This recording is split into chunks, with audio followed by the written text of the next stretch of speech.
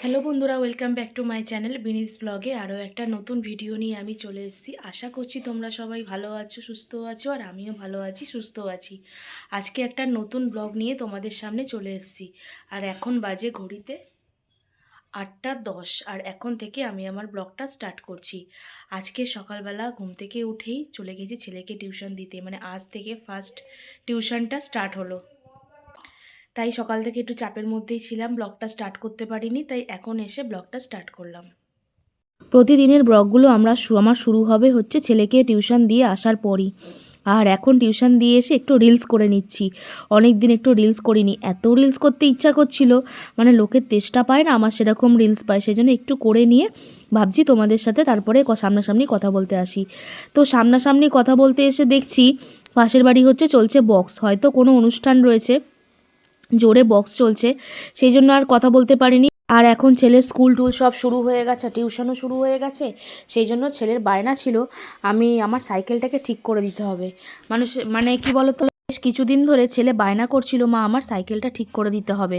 তা ভাবছিলাম যে আজকে যাব কালকে যাব, এই করতে করতে আর হচ্ছিলই না। তো আজকে সাইকেলটা পুরোপুরিভাবে ঠিক করা হয়ে গেল।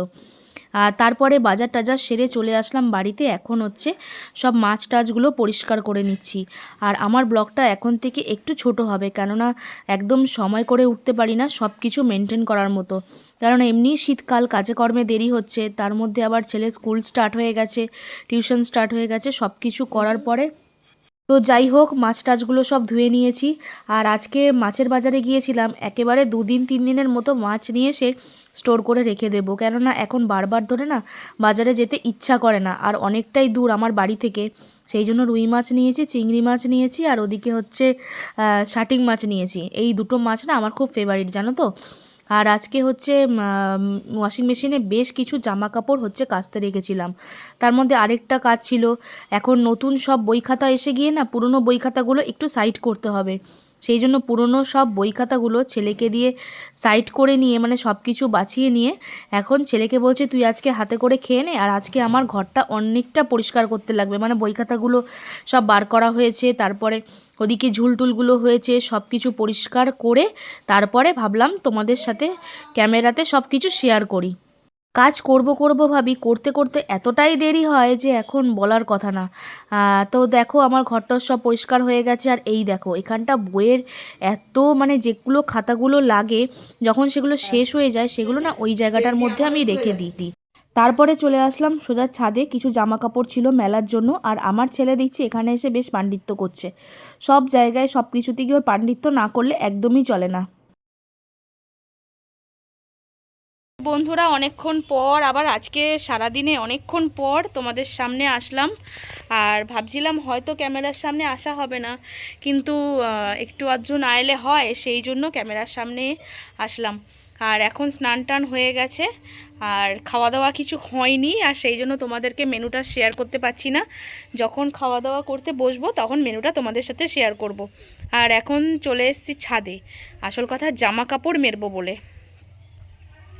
আজকে না ছাদে উঠতে পারিনি, তো গাছেও সেরমভাবে জল দেওয়া হয়নি, গাছের গোড়াটা একদম শুকিয়ে গেছে। ওই দিকের গাছগুলোর কি অবস্থা একবার দেখে আসি, চলো।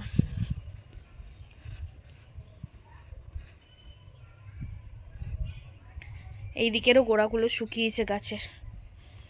তো আজ আর জল দেবো না, একবারে কালকে সকালে গিয়েই জল দেবো। তো তোমাদের বছরের শুরুটা 1 জানুয়ারি কেমন কাটলো অবশ্যই কমেন্ট করে জানাবে। তার মানে মাথা তো ছোট হয়ে গেছে। আমার ছেলে কোথা থেকে টুপি বার করে নিয়ে এসে জানি না।